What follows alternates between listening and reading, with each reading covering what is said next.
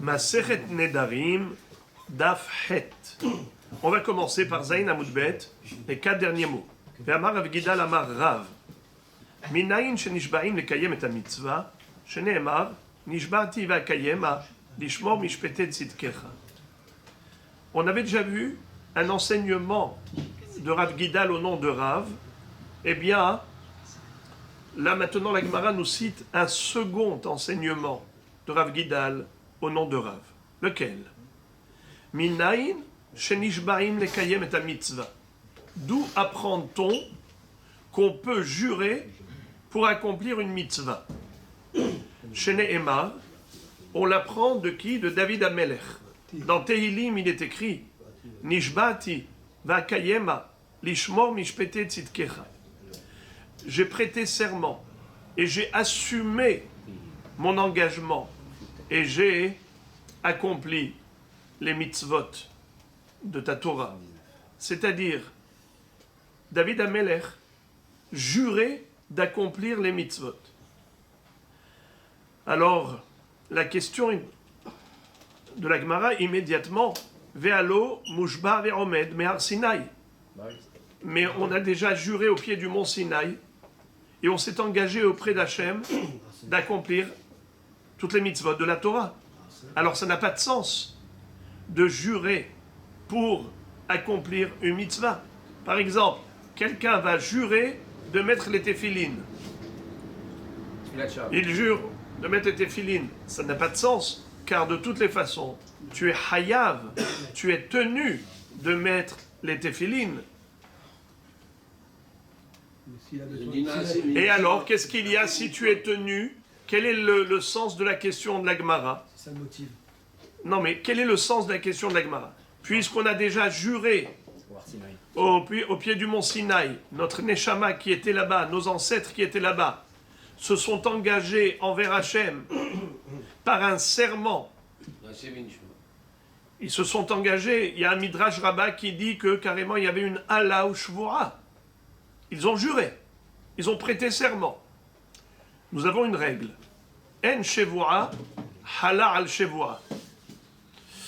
Un homme, par exemple, qui va jurer de faire quelque chose ou de ne pas faire quelque chose. Exemple. Je jure de ne pas manger ce sandwich.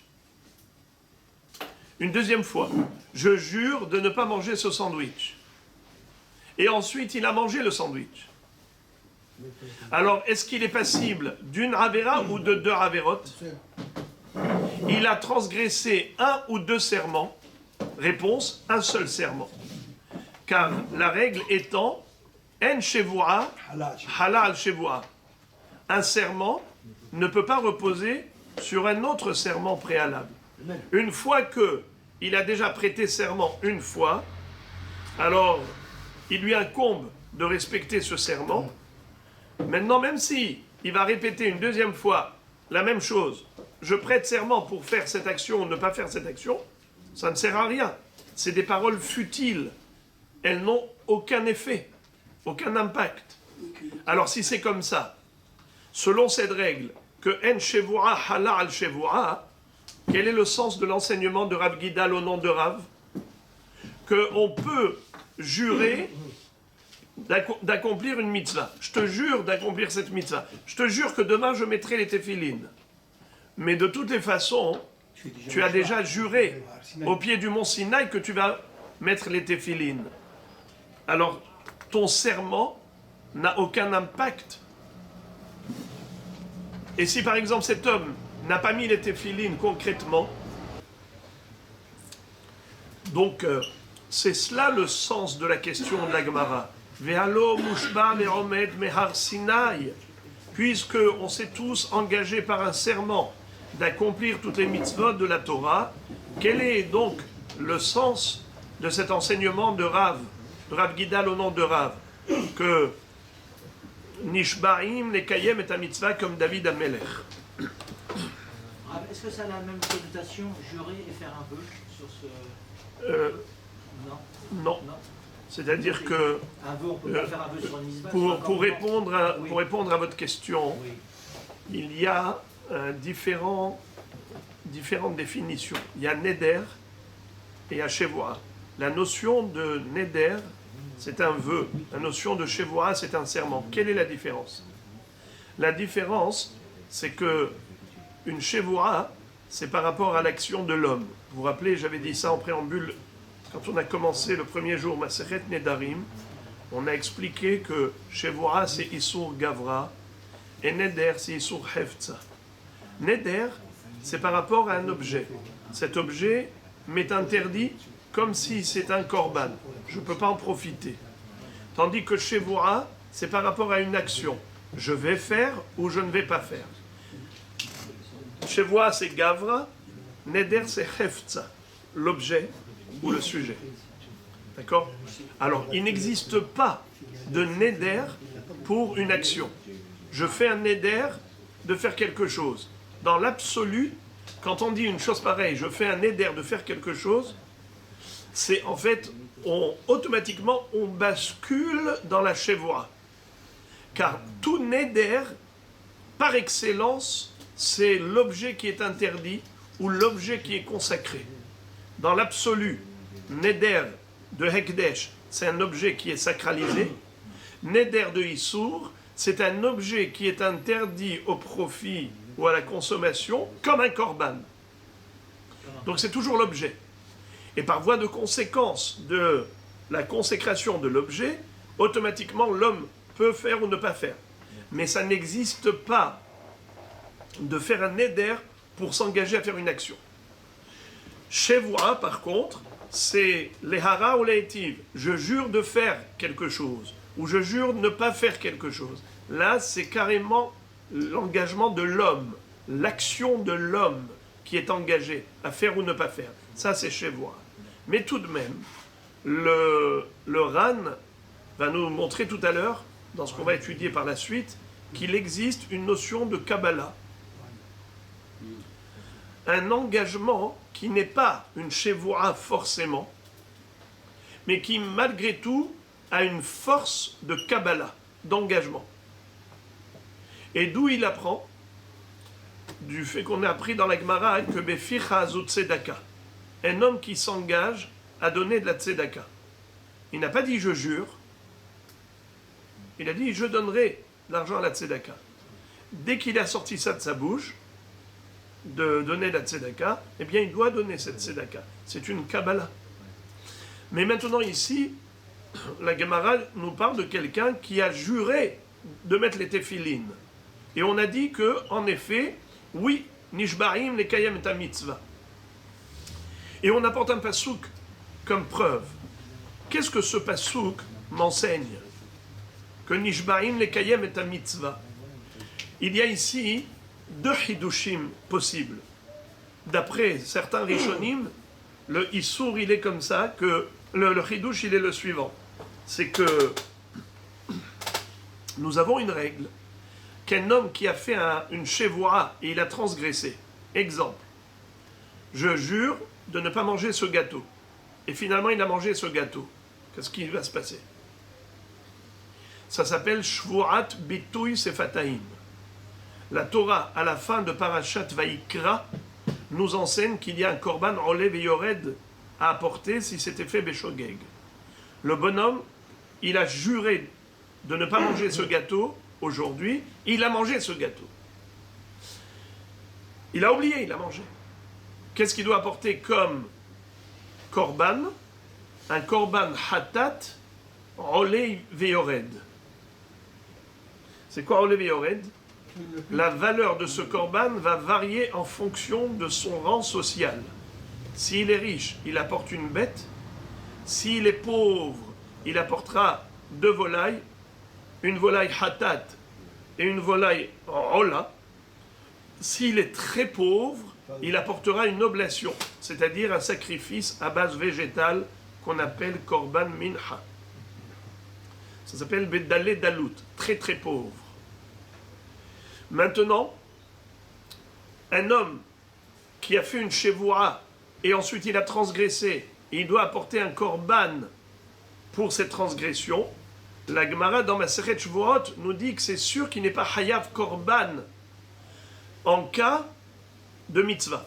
C'est-à-dire que le bonhomme, il a fait une shevoah de faire une mitzvah, et finalement il n'a pas fait la mitzvah. Il a juré de mettre les téphilines, et finalement il n'a pas mis les téphilines. C'est sûr qu'il n'est pas chayav d'apporter un korban. Alors que veut dire Nishbaim lekayem et mitzvah? D'après certains, c'est nous dire qu'il y a quand même le issour de l'oyachel devaro. Vous vous rappelez? Dans Parashat Matot, il est écrit Ish ki dor neder, ohi shavar shevura, le esor isar al nafsho, l'oyachel devaro, kechol hayotze mipiv yarase. Qu'est-ce qu'on a appris? Qu'un homme doit respecter sa shevura. L'oyachel devaro, il n'a pas le droit de profaner sa parole. Maintenant, il a dit je mettrai les téphilines. Et finalement, il n'a pas mis les téphilines. Est-ce qu'il doit apporter un korban, ce qu'on appelle Shvurat Bitu Isefataim? Réponse non, bravo. C'est ce que la Gemara nous enseigne dans Masechet Shvurat. Mais est-ce qu'il y a quand même un issour de l'Oyachel Devaro? Selon certains Rishonim, oui. Il a quand même transgressé le issour de profaner sa parole. Il a quand même profané sa parole. Selon Ramban Nachmanide, il n'y a même pas de l'Oyachel. Pourquoi? Car selon lui, sa parole n'a pas pris effet.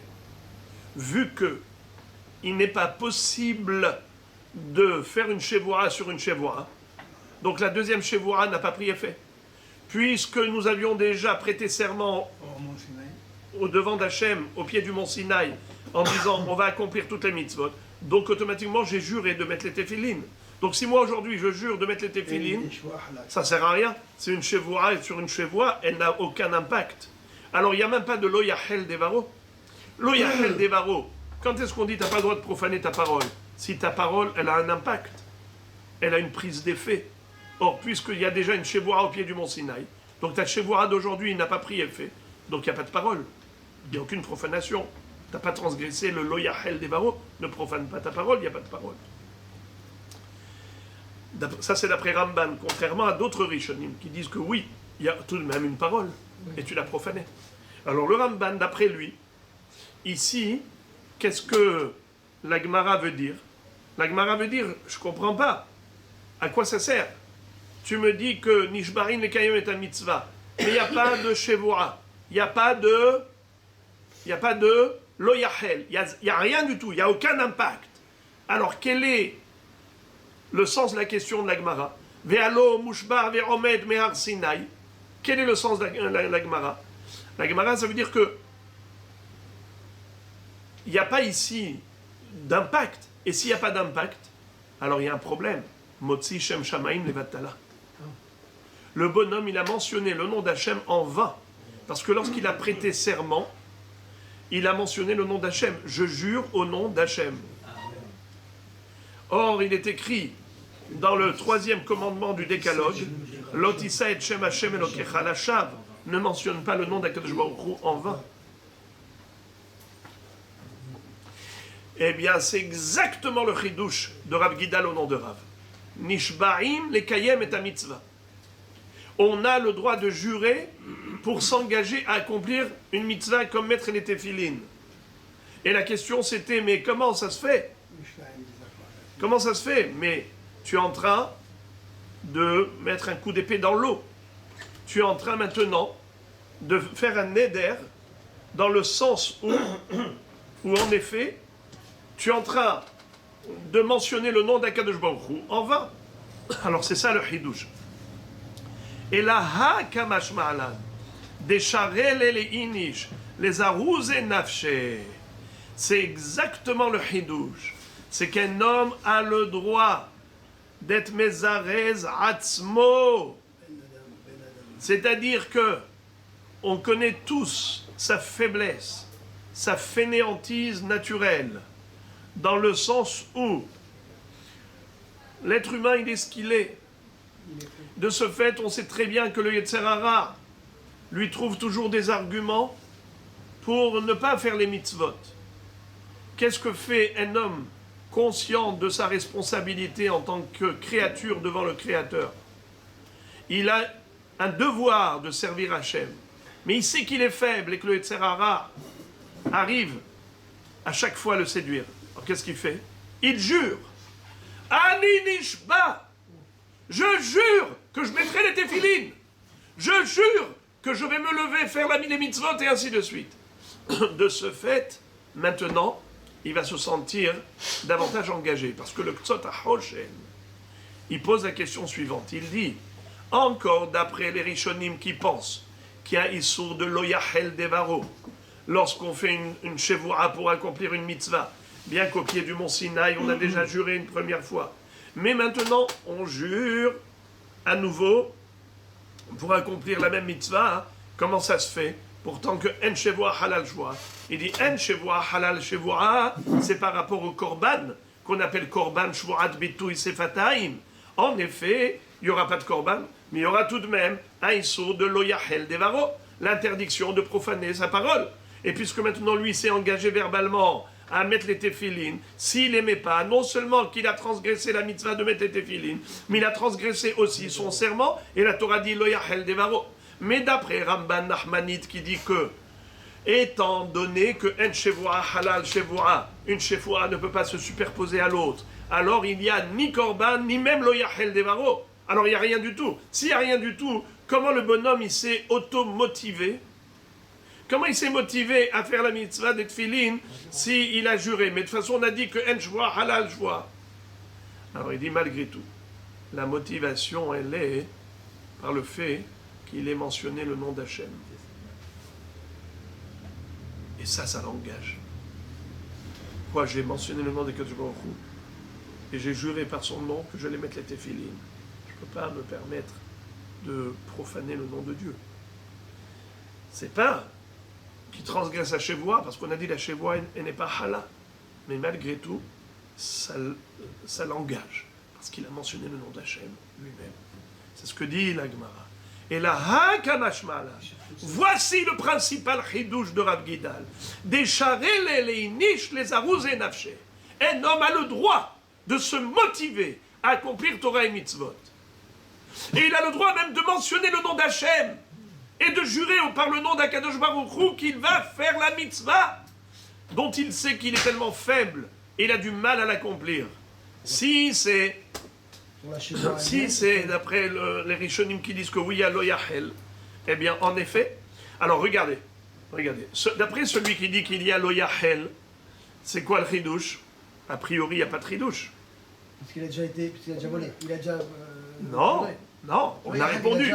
Il n'y a pas de chevois sur une chevois, donc il n'y a pas de Loyahel à ce moment-là. S'il n'y a pas de chevois sur une chevois, il n'y a pas de Loyahel. Mais on a dit, ça c'est le Ramban. Ça c'est le Ramban. Alors, pour le Ramban Nachmanide maintenant, on a compris que le chidouche de Rav Gidal, c'est de nous dire, oui, c'est tout de même bien de se motiver. Les arrosés nafshé. Mais, d'après les autres qui disent que oui, il y a un loyahel, c'est quoi le chidouche? Quand tu te dis, c'est les arrosés nafshé. C'est ça le chidouche, c'est que bien qu'en général, il n'est pas bon de jurer. Comme on le verra tout à l'heure, qu'il n'y a que les Rechaim qui s'amusent à jurer à tort et à travers. Les tzadikim évitent de se mettre dans un risque de transgression. Alors ils ne jurent pas. Alors on te dit, mais pour ça, oui, c'est bien de jurer, bien que tu vas maintenant t'engager dans un loyahel, c'est positif. Pourquoi c'est positif? Parce que grâce à cela, tu vas accomplir les mitzvot. Alors que pour le Ramban, qui dit qu'il n'y a pas de loyahel, quel est le ridouche? Le ridouche, il est qu'il n'y a pas de issour de motzi shem shamaim levatala. Très bien, on a terminé le sujet. Encore un enseignement du même type. Ve'amar Rav Gidal amarav. Ha-omer. Ashkim ve'eshne perekze. Eshne masertazu. Neder gadol. Nadar l'Elohé Israël. Pareil. Quelqu'un qui fait un neder, et là le Ran nous dit qu'on ne parle pas de neder, on parle de shevoura, comme je l'avais dit en préambule, qui n'existe pas de neder pour faire une action. C'est forcément une shevoura, parce que la shevoura, c'est relatif à l'action de l'homme, neder, c'est relatif à un objet. Or ici, on parle d'une action. Quelqu'un qui dit, je vais demain me lever et je vais étudier ce Pérec. Le Daf Hayomi, je vais le faire demain, le Daf Hayomi. Je vais m'engager à venir tous les jours au Daf Hayomi. Alors, demain, je m'engage aujourd'hui. Amar Rav Gidal Amarav, Haomer Ashkim Veshne Perekze, Veshne Masertazu, Neder Gadol Nadar l'Elohi Israël. Le Ran nous dit que là encore, il faut comprendre que le mot Neder ici ne veut pas dire Neder, ça veut dire Shevoa. Car la différence entre Neder et Shevoa, c'est que Neder c'est relatif à un objet et Shevoa c'est relatif à l'action de l'homme. Puisqu'ici on parle de l'engagement qu'a pris cet homme à se lever tôt le lendemain matin pour aller étudier ce chapitre ou étudier cette Masechet, alors on parle forcément de Shevoa. Seulement, parfois la Shevoa, on l'appelle Neder. Neder Gadol, Nadar l'Eloki Israël. Regardez d'ailleurs dans le Daftet. Regardez s'il vous plaît Daftet Amoudbet.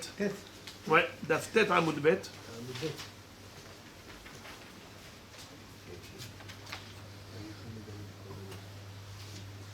Oh, pardon, excusez-moi.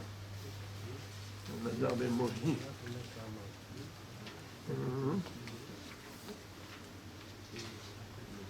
Plutôt Yud Amoud Aleph, excusez-moi. Yud Amoud Aleph. Regardez en bas.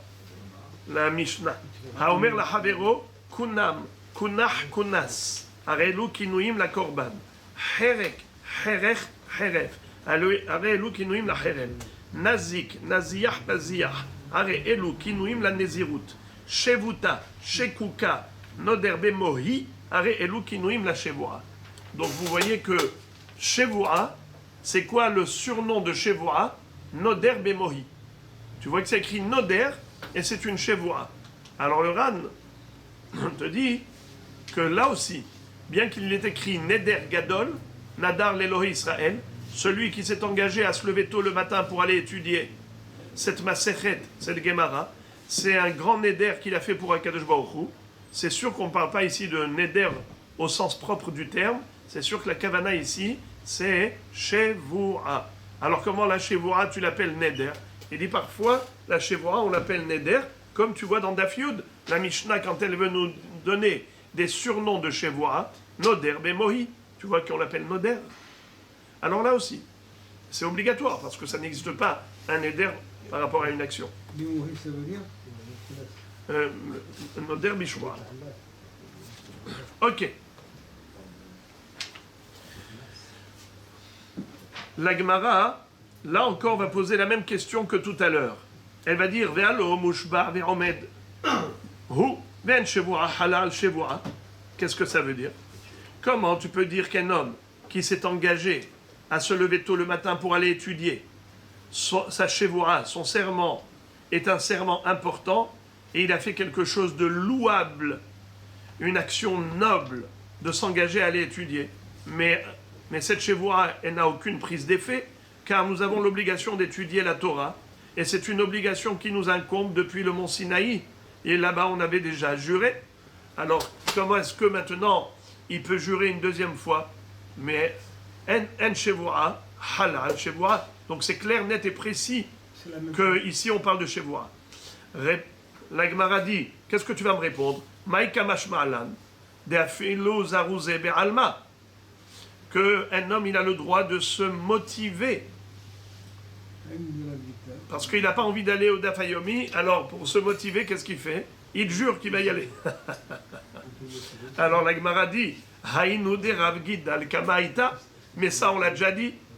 Vu qu'on l'a déjà dit une première fois, Rav Gidal ne va pas se répéter inutilement, c'est une redondance inutile.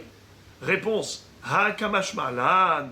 כיוון דיבאי פטר נפשי בקריאת שמע שחרית וערבית משום אחי חיל שבועה עליה. En fait, qu'est-ce que tu as dit? Qu'un homme, il a déjà l'obligation d'étudier la Torah depuis le mont Sinaï.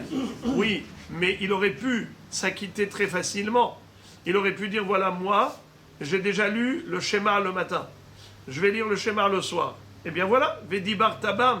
J'accomplis la mitzvah de l'étude de la Torah avec le Kriyat Shema.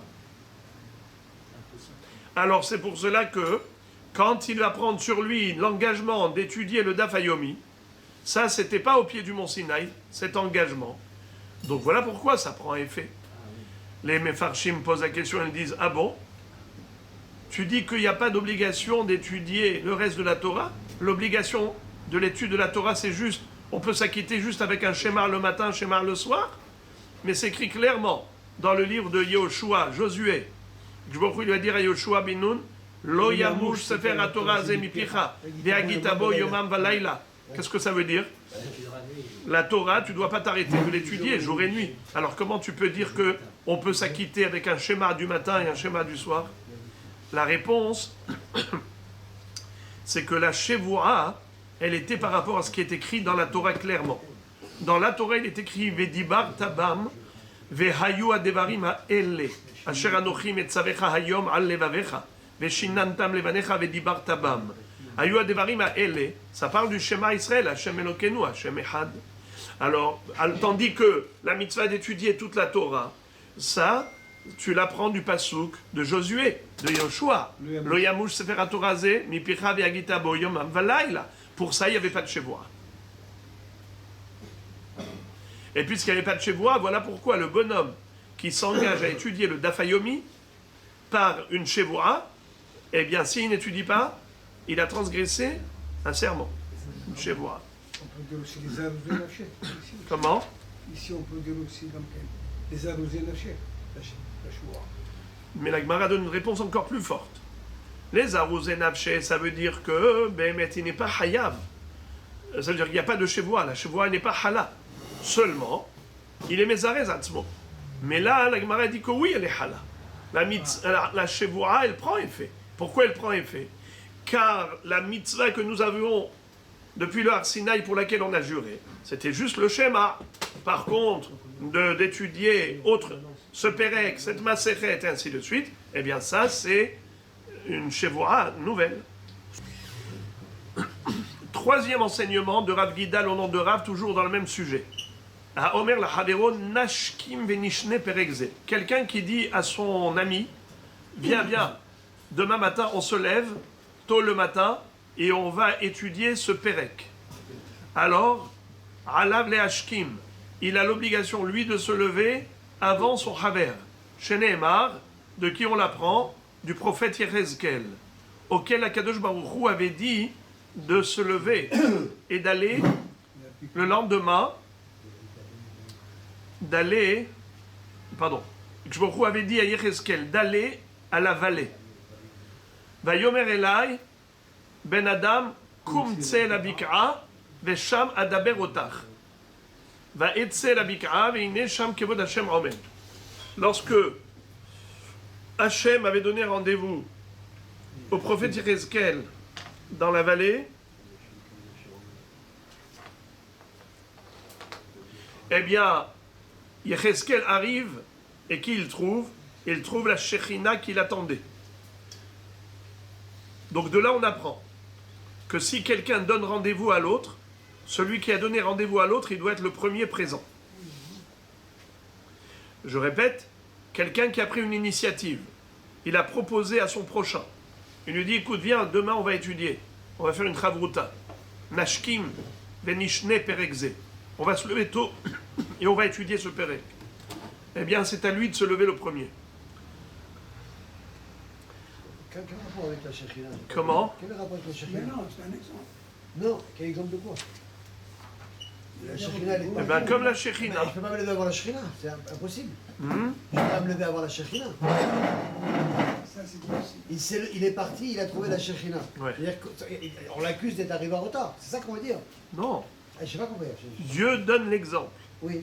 Puisque c'est Dieu qui lui a donné le rendez-vous là-bas, hein, et il lui a dit, ma présence, ma Shekhinah sera présente là-bas. Eh bien, c'est-à-dire que on va devoir se retrouver dans la vallée. Alors il y aurait pu y avoir deux possibilités. Soit que Yechezkel arrive et ensuite la Shekhinah arrive, soit que la Shekhinah arrive en premier, et quand Yechezkel arrive, la Shekhinah est déjà là. Yechezkel a raconté que quand il est arrivé, la Shekhinah était déjà présente. Oui. Pourquoi? Parce que Hachem donne cet exemple que quand on donne rendez-vous à quelqu'un, celui qui donne rendez-vous doit être le premier présent. Comme Hachem, qui a donné rendez-vous à Yechezkel, eh bien la Shekhinah était la première à être présente. Et maintenant, la Gemara fait demi-tour. Et elle revient au sujet du nidouille. Amar Rav Yosef. D'abord, juste, je voudrais vous faire remarquer ce que dit le Ran. Très joli Ran. Alav le Ashkim, mistabra li dachika amar. Kevan de amar nashkim ari kibel alav, sheyehu me'orer badavar, keshem shehu me'orer me'achshav. Premier enseignement, Vetarte kamashmalan hada de bekabala be'alma lidvar mitzvah mahne. Un homme, quand il s'engage à faire une mitzvah, juste la kabbalah, l'engagement, même s'il n'a pas dit neder shevoa, la promesse de faire une mitzvah, ça l'oblige. Premier enseignement. Et d'où on l'apprend? On verra tout de suite la référence. Deuxième enseignement,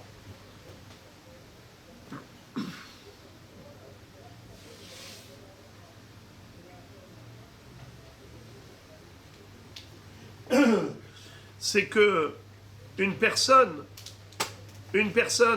qui a pris l'initiative, elle doit être la première à donner l'exemple. Par exemple, demain, on va étudier ce Daf Yomi. Tu veux venir avant la Tfila? Nashkim. Oui. Et qu'est-ce qui s'est passé? Finalement, qu'est-ce qui est venu le premier? C'est le deuxième, le prochain. Alors, c'est pas normal. Tu as donné l'idée, tu as pris l'initiative. Tu dois être le premier à donner l'exemple. Alors, la même chose, comme la Shekhinah. C'est lui qui a dit à Yechezkel, on va se retrouver dans la Bika. Akshborou a donné l'exemple que la Shekhinah était là d'abord. Mais en même temps, qu'est-ce qu'on apprend? Qu'il existe une possibilité de s'engager à faire une mitzvah, même si on n'a pas employé le terme shevoa. Ni neder, ni rien du tout. Juste un engagement d'une mitzvah. Une parole. Comment ça s'appelle? Qui est-ce qui peut me dire comment ça s'appelle ça? Si c'est pas neder et c'est pas shevoa, ça s'appelle quoi?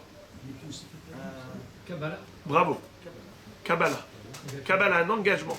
Vous vous rappelez, dans la Hatarat Nedarim, l'annulation des vœux qu'on fait toujours la veille de Rosh Hashanah et la veille de Kippour. Nachon? Vous voyez là-bas de quoi on parle? Ve Kabbalah imne kabel. Vous vous rappelez ça? Kabbalah ta mitzvot. On parle là-bas de Neder, de Shevoah. Mais on dit Ve Kabbalat mitzvot imne kabel. Sous-entendu que la Kabbalat rol mitzvot, elle n'a pas besoin d'être accompagnée ni d'un serment ni d'un vœu. Alors le Ran ici nous révèle le secret. Il nous dit d'où on sort ça, d'où on le déduit. Il dit va filo achib et dibura be'alma. Une simple parole, sagi, ça suffit pour s'engager. Dumia demay damrina de Kabbalah bilhud mahne litzdaka. Comme on a retrouvé que ça c'est possible pour la tzedaka. Kedirtiv beficha zot tzedaka. Vous vous rappelez à propos de Balte Acher, le passouk c'était Kiti dor neder l'Hashem Elokecha lo te'acher leshalemo ki darosh idreshenu Hashem Elokecha me'imach ve'aya becha het motzat sefatecha tishmor ve'asita kasher nadarta l'Hashem Elokecha nedava asher dibarta beficha asher dibarta beficha. Juste tu as dit je vais donner cette somme à la tzedaka, eh bien c'est un neder même sans dire neder.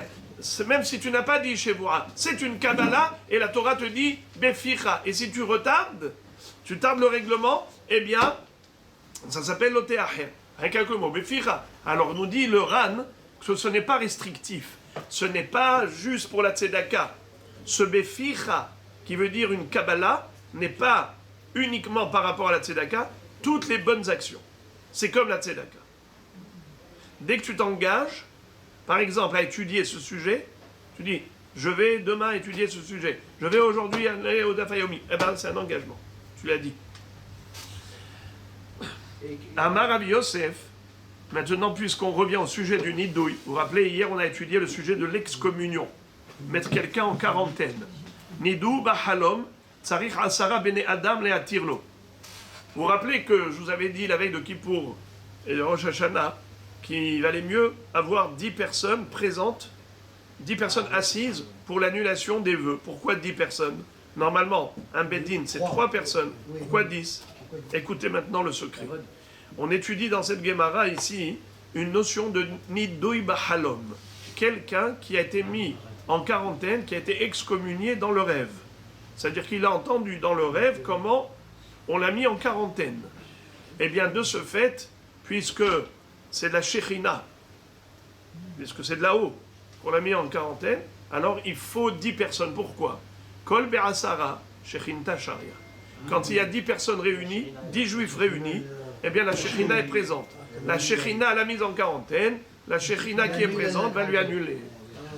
Voilà pourquoi Marav Yosef, Nidduhu Bahalom, Tsarich Asara Bene Adam, le Atirlo. Vehu detanu ilcheta, aval matnu velotanu lo. À condition que ces gens aient étudié, pas seulement de la Mishnah, mais même de la Gemara. Mais s'ils n'ont étudié que de la Mishnah, mais ils n'ont pas étudié la Halacha, la Gemara, alors dans ce cas-là, on peut se suffire de gens qui ont étudié les Mishnayot. Veileka detanu ilcheta, afilu matnu velotanu. Même s'ils n'ont pas étudié la Halacha, la Gemara, à partir du moment où ils ont étudié les Mishnayot, c'est bon, ça suffit. Veileka, et s'ils n'arrivent pas à trouver 10 personnes qui ont étudié des Mishnayot, l'Izil Velitiv à Parashat Drachim, qu'il aille s'asseoir dans un carrefour à la croisée des chemins. Veyahiv Shelama le Be'asara. Et il va dire Shalom Alechem à 10 personnes. Ça veut dire que les gens qui passent, il leur dit Shalom Alechem. Qu'est-ce qu'ils répondent? Alechem Shalom. Et c'est comme ça que 10 personnes lui disent Alecha Shalom, Alecha Shalom, Alecha Shalom. Eh bien, le nom de Shalom, c'est un nom d'Akadosh Baruch Hu. Vaikralo Hashem Shalom, on n'a pas le droit de dire ça avant la tfila, on dit Tzafra des Maritav, on n'a pas le droit de dire aux toilettes, le mot Shalom, et ainsi de suite. Donc, puisqu'on prie pour que tu aies la paix, c'est-à-dire on prie pour que Hashem te donne la paix. Alors, qu'est-ce qui va se passer? Ce bonhomme, il ne peut pas annuler totalement le nidouille, parce qu'il n'a pas 10 personnes qui étudient les Mishnayot, qui sont assises pour lui faire la tarat nidouille, l'annulation de la quarantaine. Mais qu'est-ce qu'il peut, au moins, se protéger et se préserver de mal, de tout mal, en attendant de faire une vraie annulation? Comment il est préservé? Eh bien, des Juifs qui lui disent Alechem Shalom, Shalom Alechem. 10 Juifs qui te disent que Hachem t'envoie la paix, ça te protège. Vous imaginez, Rabotai? Ah, Shalom Alechem, Shalom Alechem. Pensez bonjour, bonjour. On n'a pas idée de ce que veut dire Shalom Alechem. Tu t'imagines que ça te préserve, même si la personne elle est excommuniée là-haut, de là-haut elle est mise en quarantaine, elle est protégée, elle a comme un dôme de sécurité par le Shalom Alechem de 10 personnes qu'elle a rencontrées. En attendant qu'il y ait 10 personnes, en attendant qu'il y ait 10 personnes qui soient là pour lui faire une vraie atara, une annulation totale de cette excommunion, puisque la Shekhinah elle est présente, 10 personnes qui étudient les Mishnayot. Au moins le Mishnayot, de préférence, qui étudie la Gemara, la Halacha. Amarle Ravina,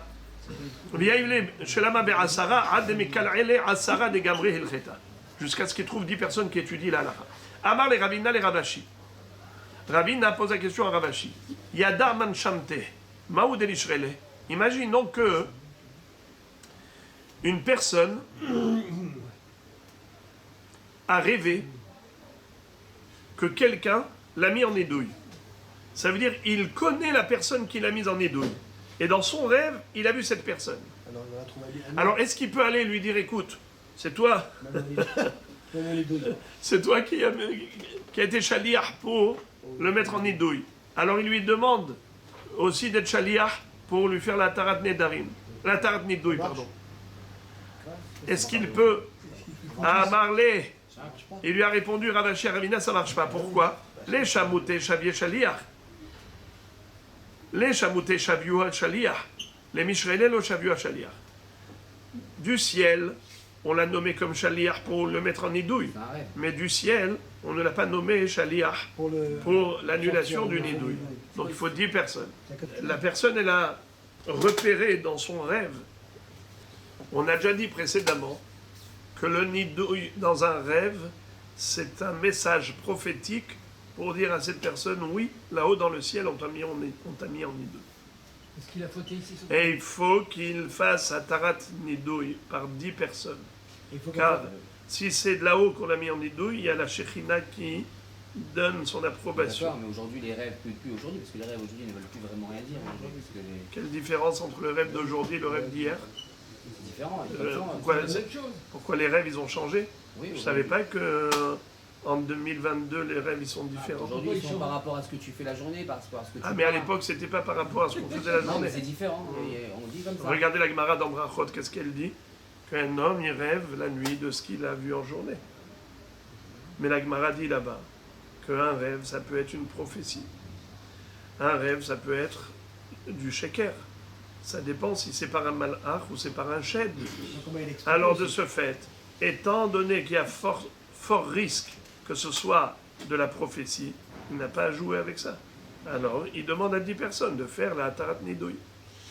Mais s'il a vu la personne, mamash, il voit c'est qui était shaliach de là-haut pour le mettre en nidouille. Est-ce qu'il peut aller chez cette même personne pour annuler? Alors la Gemara dit non. Car il a été désigné pour être le shaliach du nidouille, mais il n'a pas été désigné pour être shaliach de la hatara.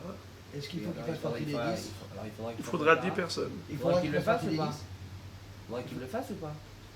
Il faudra 10 personnes. C'est-à-dire qu'il va avoir quand même 10 personnes pour Sûr. enlever le nidouille. Sans avoir besoin que la Pas personne, besoin. sans avoir besoin que la personne qui a été chalière soit présente? Non, elle parmi n'a les pas- 10, hein, parmi les 10. Elle n'a pas été désignée pour être shaliach. Amar le Rav Aha le Rav Ashi. Shamte vesharoule behelmehen. Maï. Imaginons quelqu'un qui a vu dans son rêve qu'on l'a mis en quarantaine, mais il a vu dans le rêve qu'il y avait 10 personnes qui lui ont annulé le nidouille. Directement. Il a vu dans le rêve directement Il a fait quelqu'un les qui deux. est shaliach pour Il lui a annuler. réveillé des choses. Alors, d'après vous, Bah, il fait rien. d'après vous, c'est bon ou pas bon? Il se réveille avec le sourire. Répondez, c'est bon, c'est bon, vous ça dites-moi marche. c'est pas Ça bon, marche. C'est ou l'un bon, ou l'autre. c'est bon. C'est bon, eh bien c'est pas bon. Eh ben, c'est pas bon. Amarle, Keshem, She'efshar, les bar belot even, car Efshar le halom belot varim betelim. C'est-à-dire, Alors pourquoi le rêve serait bon à la base quand il est en nidouille? excellente Et question. après il est pas bon quand Bien il sûr, est... vous avez posé la question qu'il fallait On vient poser de là-haut. et on va y répondre. Alors la réponse, elle est la suivante. On n'a pas dit que c'est à 100% que ce rêve est prophétique. Je vous ai déjà dit qu'un rêve, ça peut être vrai, ça peut être faux. Mais si c'est vrai, alors c'est vrai. Alors maintenant, vous connaissez l'histoire Si de... on rêve d'un tzaddik, Il a dit, Ken Olo. si on rêve d'un tzaddik, Il a c'est dit, vrai. on disait Oken Olo, Mashebatuach Oulay. Alors, c'est-à-dire que peut-être oui, peut-être non. Mais si c'est oui, c'est grave. Si c'est non, ce n'est pas grave. Alors tu vas courir un risque. Mais si on rêve d'un tzaddik qui Regarde, fait la regarde, bracha regarde, dans un rêve. regarde cette dick chez l'anneau. Regarde. On a ici un point d'interrogation. Le bonhomme, il a vu qu'on l'a mis en quarantaine dans le rêve. Ça peut être vrai, ça peut être faux. Ça peut être un message prophétique, ça peut être une hallucination. Un bonhomme qui vit de la rasra et il broie le noir. Ah oui. Ça peut arriver. Ça arrive. Comme a dit Rabbi Nissim. Ici. Mais, si c'est vrai, alors c'est vrai, c'est grave. Alors fais quelque chose. Tu as la chance de le savoir. Réagis. Dans le doute, faut faire quelque Dans le doute, eh bien, on agit. Écoute maintenant. Le bonhomme, il a vu dans le rêve. On lui a fait même la tarat nidouille. Ça peut être faux. Alors regardez. Peut-être que ça c'est vrai, ça c'est faux.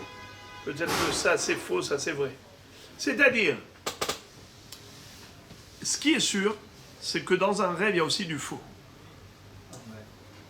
Vous avez répondu à ma question. Il est écrit comme ça. Keshem she'i efshar lebar beloteven kari efshar le halom blodvarim betelim. De même qu'il n'est pas possible d'avoir des céréales sans le son, ainsi il n'est pas possible d'avoir un rêve sans futilité. C'est-à-dire que dans tout rêve, il y a forcément des futilités. Ça peut être un rêve qui est à 100% futilité. Ça peut être un rêve qui est à 50% futilité. Ça peut être un rêve qui est à 99% vrai, mais obligé qu'il y ait 1% de futilité. Impossible que ce soit 100% vrai. Le rêve, comme les céréales, il y a forcément des peaux, il y a forcément des écorces, du son, des pellicules. Il n'y a pas que du blé, il y a aussi l'enveloppe. Ainsi, dans un rêve, il y a forcément du faux et des futilités. Exemple, lorsque Yosef Hatzadik a rêvé que le soleil, la lune et 11 étoiles sont venus se prosterner devant lui. Alors qu'est-ce que lui a dit son père? Quoi, moi, ta mère et tes frères, on va se prosterner devant toi. Alors, ta mère, et sa mère, elle est décédée. Et sa mère est décédée. Alors, il y a deux pirouchim. Soit c'est Bilha, qui était sa mère adoptive, soit nous dit la Gemara, nous dit, la Gemara nous enseigne, Keshem she'i efshar lebar belot even, car i efshar le halom belot devarim betelim. De même qu'il est impossible d'avoir du blé sans pellicule, sans écorce, ainsi il n'est pas possible d'avoir un rêve parfait, 100% vrai. Alors, il est possible que le nidouille, c'est le vrai, et l'annulation du nidouille, c'est le faux. Alors, tu n'as pas intérêt à jouer avec le feu. Va chercher 10 personnes pour te faire la hatarat nidouille. Car c'est vrai que dans le rêve, on t'a aussi autorisé, annulé le nidouille, mais peut-être que ça, c'est des futilités. Le nidouille, c'est le vrai, et l'annulation du nidouille, c'est la futilité. Et donc, on ne t'a pas annulé le nidouille. Va l'annuler avec 10 personnes. Juste pour revenir, d'où on sait que le nidouille sont là après, que quand on est mis en nidouille dans un rêve, eh ben ça peut être vrai. Eh bien, la Gemara dit que,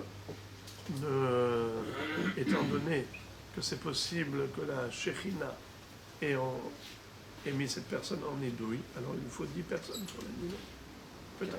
Je suis pas sûr. Un rêve, ça peut être une prophétie. D'accord, entre quel rapport avec la Shechina? Étant donné que pourquoi il faut 10 personnes pour annuler le nidouille? Pourquoi ça ne suffit pas 3 personnes comme pour Atarat Nedarim? Pourquoi il faut la Shechina? Pourquoi il faut 10 personnes? Pourquoi il faut la Shechina? C'est comme ça? Ah bon? Atarat Nedarim avec 3, ça suffit. Pourquoi? Et un nidouille aussi. Et un nidouille normal. Un nidouille normal, combien il faut de personnes? Pourquoi on ne nous impose pas la question? Et si c'est un haram, même une personne. Alors je répète, lorsque le nidouille est fait par des hommes, alors il est suffisant d'avoir 3 hommes pour annuler. Même si c'était 1000 hommes qui l'ont mis en nidouille, il suffit d'avoir 3 hommes pour annuler. Tandis que si le nidouille était dans le rêve, c'est possible que ce soit un nidouille par la Shechina. Alors si c'est la Shechina qui l'a mis en nidouille, alors c'est la Shechina qui doit lui annuler le nidouille. Et pour avoir la Shechina présente au moment de l'annulation du nidouille, il faut 10 juifs réunis, car là où il y a 10 juifs réunis, la Shechina est présente. Et c'est comme ça que la Shechina l'a mis en nidouille, la Shechina a annulé son nidouille. Pourquoi on ne fait pas directement 10 personnes à Atarat? La Shechina, c'est pas 10 personnes. Comme ça, Oui, c'est les 10 personnes qui attirent la Shechina, Voilà. d'accord. Voilà. Alors pourquoi on ne fait pas Atarat avec 10 personnes à chaque fois? Entre Atarat Nedarim, 3 personnes suffisent. Qu'est-ce que je vais aller chercher 10 personnes? Je m'ennuie ou quoi? Alors la Gemara nous dit comme ça. Ravina Havale, Havala Nidra le Debetu. Ravina, il avait une épouse qui avait fait un neder. Et il a voulu annuler le neder de sa femme. Vous savez que normalement un mari peut annuler le neder de son épouse lui-même. C'est un droit que la Torah a octroyé au mari. Exact. Mais imaginons par exemple Non, le avec sa mari. fille aussi. Hein? Avec sa fille aussi. Exactement. Mais pour l'épouse, ce n'est pas tous les Nédarim qu'un mari peut annuler. Il faut que ce soit de deux choses l'une.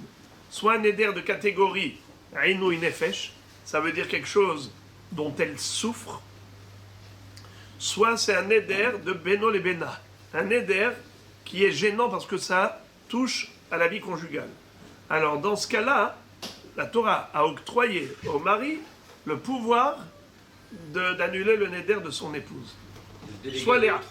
Hein? Délégué à 3 autres. Ça c'est après, on va voir ça maintenant. Mais déjà, je parle de l'introduction au préambule, c'est que de manière générale, un mari peut annuler le Néder de sa femme.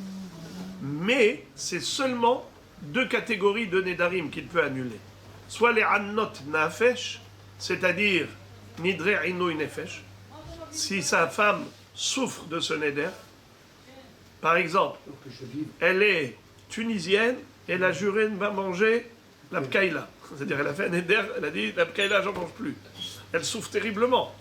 Alors dans ce cas-là, il peut lui dire Moufarlar, Moufarlar, Moufarlar. Deuxième possibilité, elle a fait un Néder par exemple de ne pas se doucher, par exemple. Eh bien lui ça le gêne personnellement. Alors c'est Dvarim Shebeno, les Bena, il peut annuler. Ou bien ne pas se maquiller. D'accord? Elle a fait un Néder que tout le maquillage sont interdits pour elle. Eh bien ça le gêne. C'est Dvarim Shebeno les Bena. Il peut annuler ce Néder. Maintenant, on nous dit ici, quel est le din?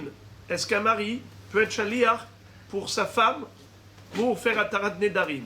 C'est-à-dire il va aller au Beddin, il va leur dire faites l'annulation des vœux de ma femme. Mais pourquoi lui ne ferait pas? Que lui il fasse. Alors plusieurs réponses. Première réponse, c'est que on parle ici d'un Néder que lui ne peut pas annuler. Parce que ça ne fait pas partie de la catégorie des Nédarim qui touchent à leur intimité, ni les Nédarim qui touchent à la souffrance. C'est-à-dire que ça ne porte pas atteinte, ce n'est pas une souffrance pour la femme. Deuxième réponse possible, c'est qu'il a déjà dépassé les 24 heures. Il a déjà dépassé le Yom Shomro.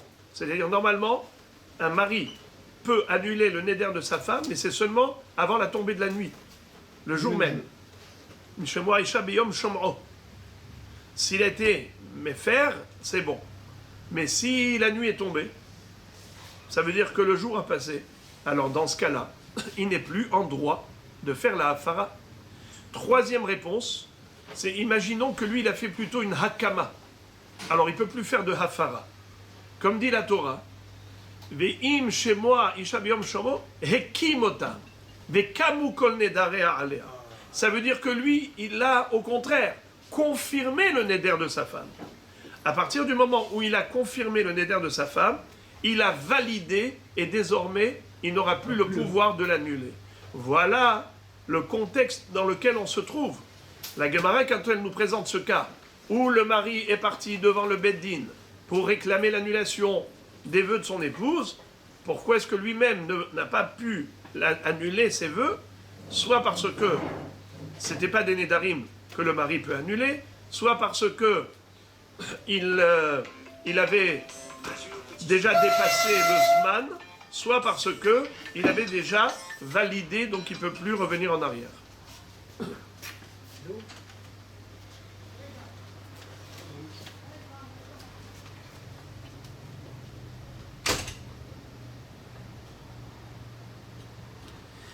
Alors, la Gemara raconte, je reprends l'histoire.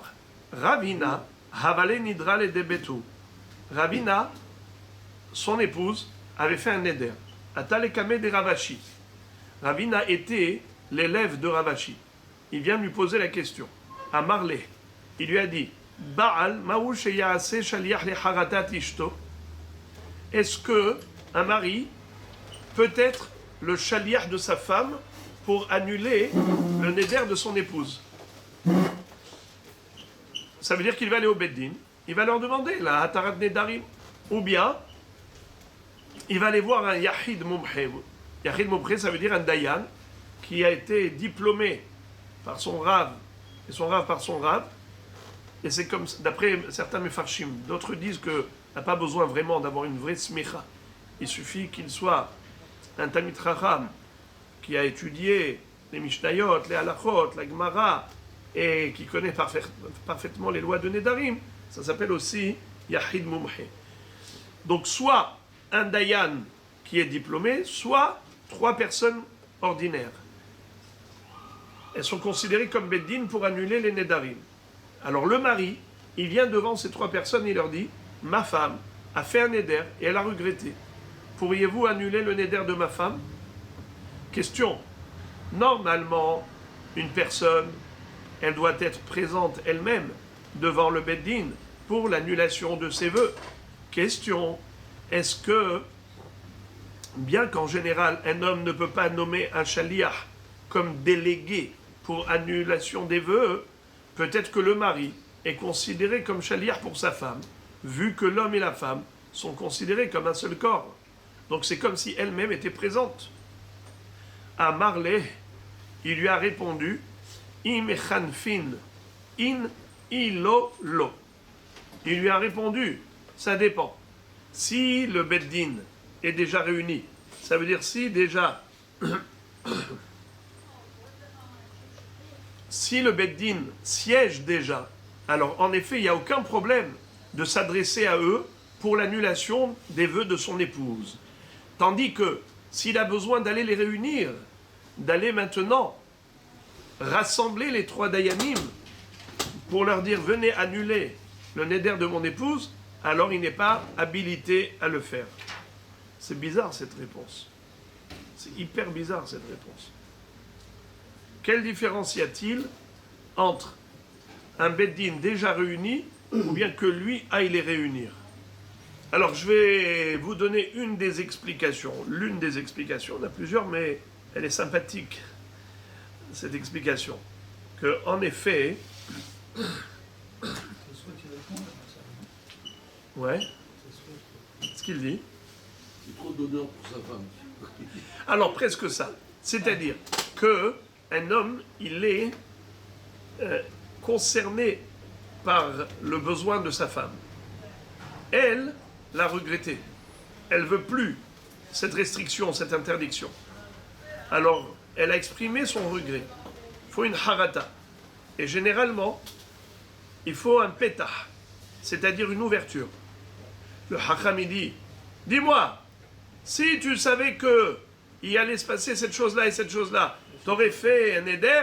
L'autre dit, ah non, pas du tout. Je ne m'imaginais pas qu'on allait se retrouver dans cette situation, voilà pourquoi j'ai regretté. D'accord? Ouais, mais ça, c'est en général le pétah classique. Mais là, l'homme, par rapport à sa femme, quand le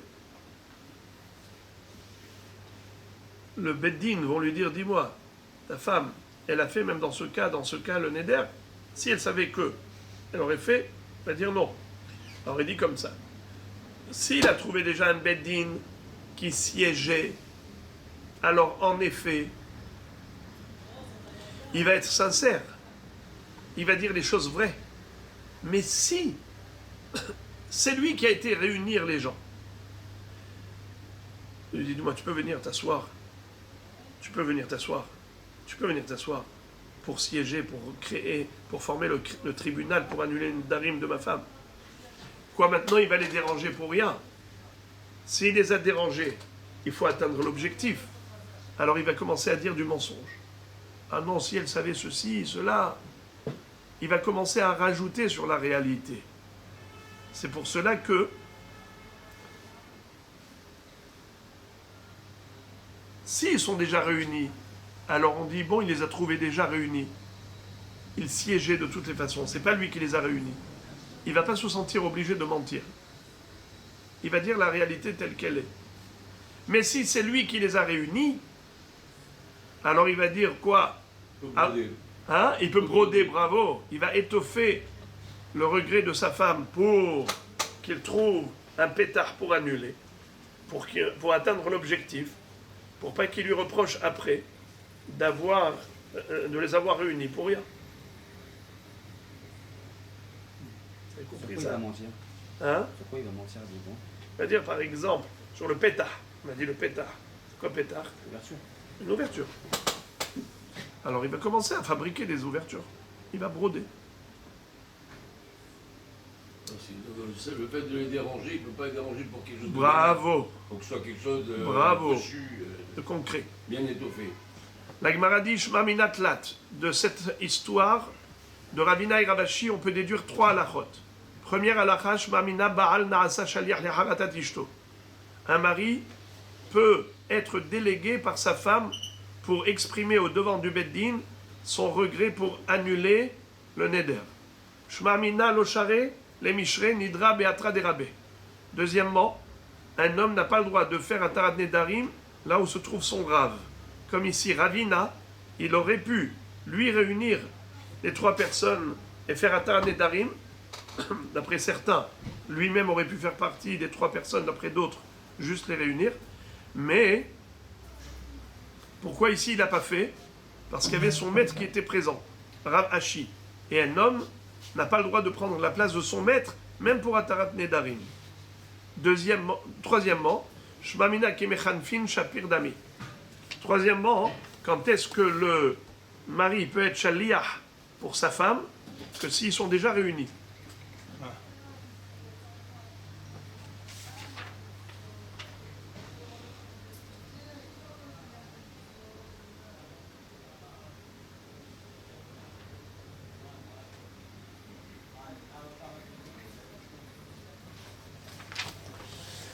Veshamta afilu beatra derabé.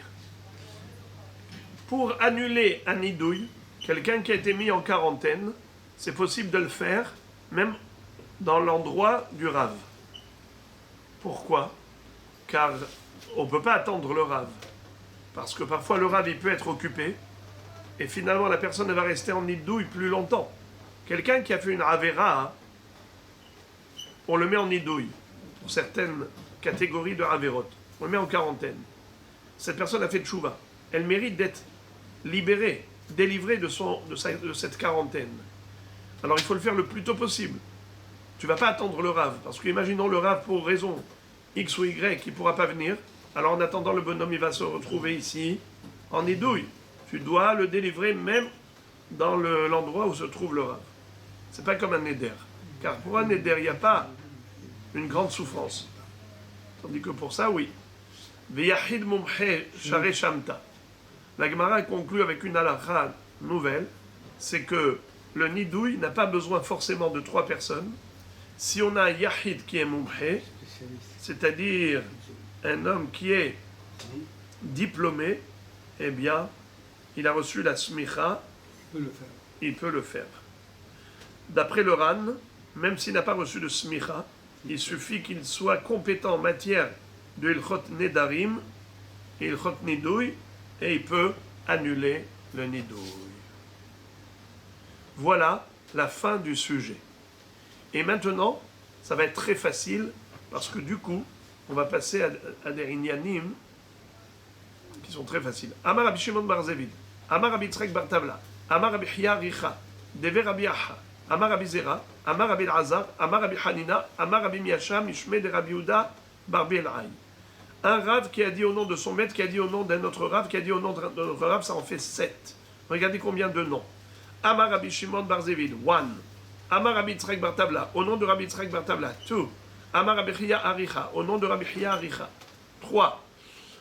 Rabbi Chia Aricha, il était dans le Betamidrash de Rabbi Aha, d'Ebe Rabbi Aha. Amar Rabbi Zera, 4. Amar Rabbi Azar, 5. Amar Rabbi Hanina, 6. Amar Rabbi Yamyasha Mishmeh de Rabbi Uda bar Bilhaï, ça fait 8. Parce que tous les autres c'était des Amoraïm, mais après on arrive carrément à un Tana, Rabbi Uda bar Bilhaï. Tout cela c'est pour dire quoi? Pour donner une explication à un pasouk de Malachi. Bezar halachem yir'e shemi, shemesh tzedaka umarpe bichnafea. Elumne adam shem yir'eim leotzi shem shamaim levattala. Puisqu'on avait appris que celui qui mentionne le nom d'Akadosh Baruch Hu en vain mérite le nidouille. Nachon? Eh bien là on nous dit que celui qui au contraire fait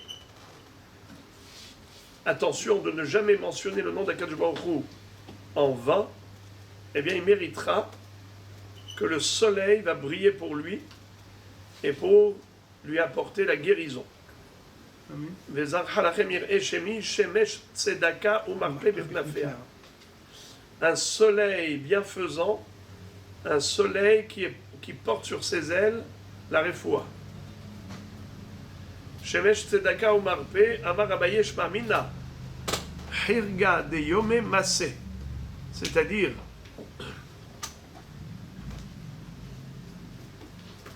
le soleil, il darde de ses rayons. Et parfois, si vous remarquez dans la pièce, vous avez l'impression de voir comme de la poussière à l'intérieur du rayon solaire. Eh bien ça, c'est l'expression de la refoua. Sache que ça, c'est porteur de refoua. Toi, tu vois ici des petits fibres qui bougent, qui brillent dans le soleil. Eh bien, sache que ce soleil qui brille est porteur de refoua. C'est les ailes du soleil qui t'apportent la refoua. Au pliga de Rabbi Shimon ben Lakish. Mais ce passouk a été interprété différemment par Rabbi Shimon ben Lakish et dit que ça ne parle pas de la refoua dont le shemesh est porteur. Ça parle plutôt de l'E'atid Lavo, dans les temps futurs après la résurrection des morts. Au pliga de Rabbi Shimon ben Lakish, d'Amar, En Geinam le'olam haba. Après la résurrection des morts, il n'y aura plus d'enfer, de Geinam pour les Rechaïm. Et là, Kadosh Baruch Hu motzi hama min artika. Tout simplement, Kadosh Baruch Hu va faire sortir le soleil de son enveloppe. Tzadikim mitrap imba. Les tzadikim vont guérir avec. Urshaim nidonin ba. Et les Rechaïm vont brûler avec. Sheneemar vezarcha lachem yir'eh shemi. Shemesh tzedaka umarpe bichnafea. Comme dit le pasuk dans Malachi, ceux qui craignent mon nom et qui me respectent mériteront d'être guéris par le soleil. Mieux encore,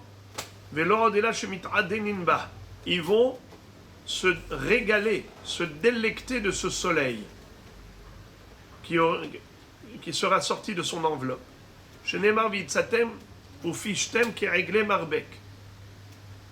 Comme il est écrit, vous allez vous multiplier et vous engraisser comme les veaux qu'on met dans l'enclos, dans l'étable. Les Rechaïm ni doninba, avec le même soleil, les Rechaïm seront brûlés. Sheneemar, ine ayom ba boer katanur, ve'ayu kol zedim chol oserish akash, ve'lihat otam hayom abba, amar Hashem tsevaot. Si vous regardez, ce passouk-là, il est écrit juste avant l'autre. Dans le livre de Malachi, le prophète Malachi, qui est le dernier de tous les prophètes, eh bien lui, il dit d'abord, dans le passouk, dans le Perek Gimel, passouk Yotet, et après, Perek Gimel, passouk Kaf, d'abord le passouk Yotet, c'est Ki hine ayomba boer katano. Voilà que le jour arrive, un jour caniculaire, un jour où le soleil va brûler les Rechaïm qui seront comme de la paille qui brûlera au soleil. Et avec ce même soleil sorti de son enveloppe, les tzadikim vont se délecter. Et au contraire, ils seront bénis par ce soleil. Et ça, c'est la fin du sujet. Et juste, je voudrais apporter ma petite touche. Elle vaut ce qu'elle vaut. Mon sentiment, c'est que le soleil dont on parle ici, c'est la lumière de la Torah.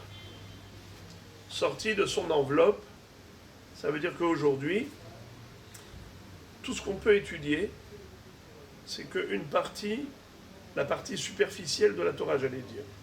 C'est la première lecture. Et même si on a beau approfondir, on a beau apprendre, tout ce que l'on sait, tout ce qu'on apprend, c'est le soleil mais enveloppé. C'est comme si on avait devant le soleil une vitre fumée.